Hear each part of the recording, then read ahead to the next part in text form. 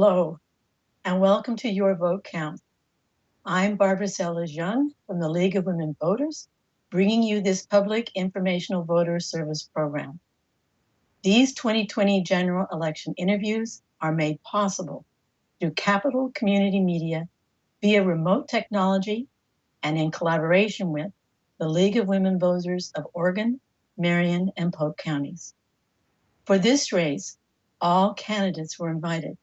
The questions were developed by the League of Women Voters, the AAUW, the Salem City Club, and neighborhood associations. The candidates did not receive the questions in advance.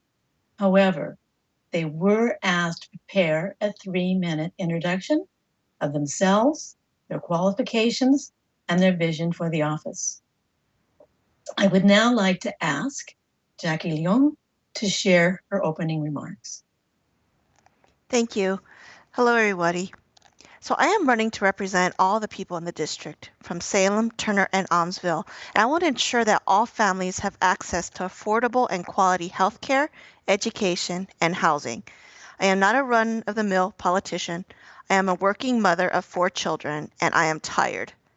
Tired of having people in office who claim to represent me, but in reality do not represent my values or the values of my community. Let me begin by telling you a story. I first learned about elections when I was 8 years old. At the time, I had asked my mom, who does she vote for? And she said, we don't talk about those things. When I asked her why, she says, we do not. At that time, I learned that elections and politics were something that was taboo and not something we talk about. When I turned 18, I registered to vote. I voted a handful of times. But I still had issues because I felt like the candidates didn't know me and I didn't know them. Flash forward to 2016, I had completed an immigration law clinic where I was able to help someone successfully complete their application for a permanent residency status after they were in asylum. I knew I wanted to get involved. I started with the Salem Human Rights Commission, and then I moved on to opportunities specifically at the county as part of their health advisory board, and also within the state when the commission with the governor's office, the Oregon Commission of Asian Pacific Islander Affairs. It was a start, but I still felt something was missing. 2018, I ran for Salem City Councilor, and now I am a second year as a Salem City Councilor, second person of color, and first API City Councilor. However, I'm not running on my own agenda. I'm making my decisions based on community feedback. I do not expect people to come to my office. I want to go to them. There was a leadership transformation training I attended earlier this year, pre-COVID. And at that time, I felt a renewed sense of leadership. After the last legislative session walkout and the loss of bills that had the support from all chambers, I knew I had enough. And that is why I'm running. I want to hear from our community, learn from them, and most of all, ensure that our community's voices are heard. My priorities are healthcare, education, housing. When we consider housing, like who's being affected? When we're thinking about healthcare, is it accessible? Is it affordable? Who's being left behind? And when it comes to education, I mean, especially now during COVID, how are we ensuring that children are actually getting the education and the support that they need moving forward? Thank you for those thoughts. I really appreciate them. You've talked a little bit about education and health. I have 2 questions that are related to that are also related to this current moment of the pandemic. And one of them is, what were your plans would you put in place to address homelessness due to COVID, or evictions related to joblessness related to COVID, or more currently, homes lost in the recent bout of forest fires? So it's 3 different parts of your question, it sounds like. So when it comes to, for example, where we currently there is an eviction and moratorium all the way until December 31st, but that's not going to be enough to ensure that we have, there's still people who are not going to be able to pay back their rent that they owe because some of them are still dealing with unemployment. So how are we ensuring that we are keeping our people who are in homes safe, as well as ensuring that those who are houseless actually, or unsheltered actually have a space to go.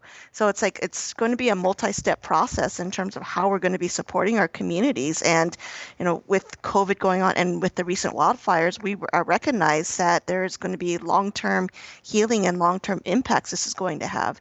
So this is going to require state legislators to really prioritize ensuring when it comes to housing and some mental health support and healthcare support is available to all individuals who are impacted. So in terms of priority, I mean, we're going to have to make sure that we are working together to decrease the number of homeless folks. We have to ensure that when it comes to for people who have rent issues, especially for those who are now behind in rent or even behind in their mortgage payments, that they're not going to lose their home, that they're not going to lose their ability to stay within their current space that they might be renting. And that might include a combination of might be a combination of perhaps of, for example, of rent forgiveness or opportunities that we would ensure that these individuals have a place to stay, that they are safe, and even rebuilding like the individuals who have lost their homes. Like how does that rebuilding of those neighborhoods look like at this point? Related to that issue is how would you address the school building design or redesign to ensure distancing requirements, airflow, providing instruction for both K through 12 and higher education? So what the question is really asking is how do you go back to school and what would the buildings look like that you would go back to school in? That's a hard question, and it's something I think about constantly because, I myself am a mother, and I have this week, actually, I've just helped my oldest with the first 2 days of online learning. And let me tell you, it was very frustrating. It was frustrating for me as a parent, and I can imagine the frustration that it was for other parents and also for the teachers who've had to figure out like how this online platform is going to look like. And there's also a struggle for those who don't have access to technology, as well as those who don't have access to internet. So it's a multi-step barrier in terms of who's able to access and who cannot have access to remote learning. So in terms of how I would like to be able to, I guess the answer would be reopen the schools. We have to take in consideration the threats of COVID-19. I mean, they are real, and they are disproportionately affecting Black, Indigenous, and people of color. And there was a news article that was recently released that mentioned that the children who are being impacted the most are our Black, Indigenous, and people of color communities. So before we could even consider reopening our schools, we have to look at our COVID-19 rates. Are we actually seeing a decrease in the rates? And if we are, then that is something that we would have to discuss with healthcare professionals and the governor's office and Oregon Health Authority to make sure that the rates are low enough where we feel comfortable sending our children back to school. So that'd be that first part. And then the second part, in terms of design of how school is going to look like, it's not going to be the same, unfortunately.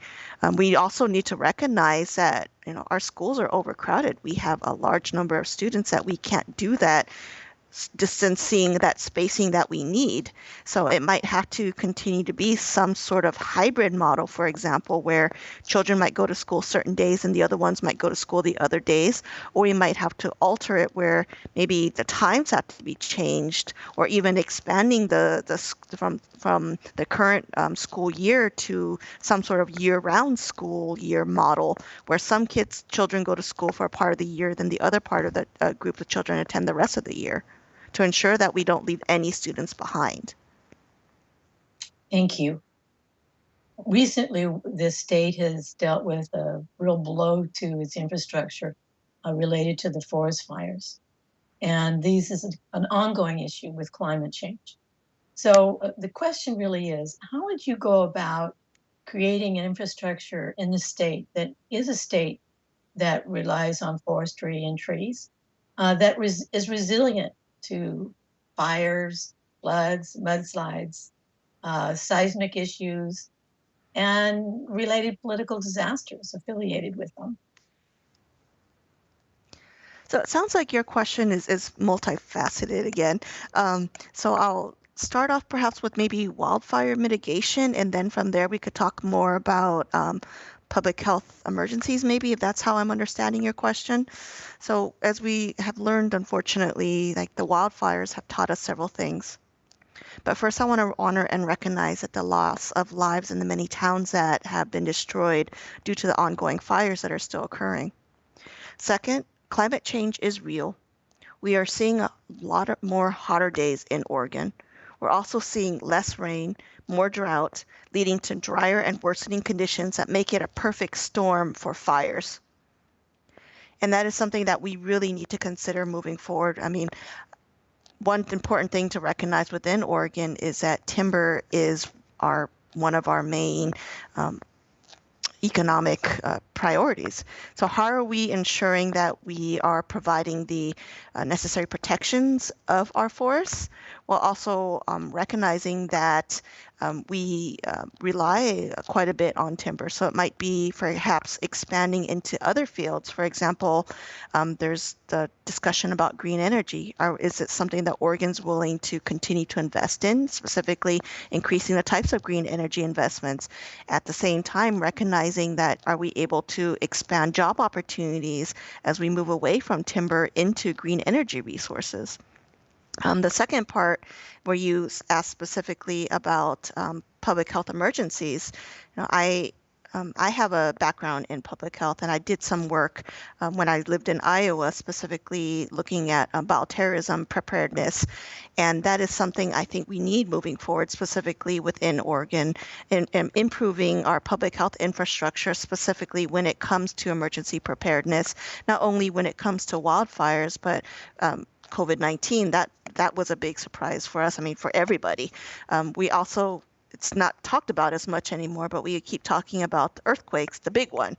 So we can't forget that that is still something that we need to ensure that we're prepared for. I mean, we also need to consider too, especially where we've had a lot of the damages, we are going to possibly have mudslides, especially as it keeps on raining. So how are we ensuring that our water system's in place, as well as rebuilding in those areas that have been damaged to ensure that there are no mudslides or other additional damage that could occur. So we need to be starting to prepare for all those different scenarios to ensure that we have systems in place that would protect us. All of the things that we've been talking about in this brief period of time we have together have budget considerations. So when you think about being in the legislature, what is going to be your guiding principles with regards to creating a budget? I think when it comes to creating a budget, one of the most important principles is to remember is that a lot of Oregonians are suffering right now. Many of them have lost jobs, lost their homes, and they are dealing with a lot of stressors. They also could have healthcare bills that are astronomical. And we also have college graduates who, or even students who may not have graduated yet, who now have rising costs of student loans. And taking that in consideration, we have to really look at the numbers for what we have in the budget and ensure that when it comes to moving forward, that we're not causing additional harm to our communities, especially our Black, Indigenous, and communities of color. We have to make sure that when it comes to any decision, that we're not making those cuts on certain programs that we know that are going to become a priority for our community. That includes healthcare, for example, it's education. Like how are we, and housing, like how are we ensuring that those are not touched? How are we ensuring that we are protecting our communities? How are we ensuring that when it comes to making these decisions, are we making a decision that is fiscally sound, but at the same time responsible and responsive to the needs of our community? I think that would require a combination of, not in addition to holding, like, for example, town halls, but building partnerships from those communities that we know have been traditionally hardest hit when it comes to cuts, and what are ways that we could ensure that those communities are impacted. Thank you. Do you have any final closing thoughts that you would like to share with maybe specific reference to the area of Oregon that you would be representing? Yes.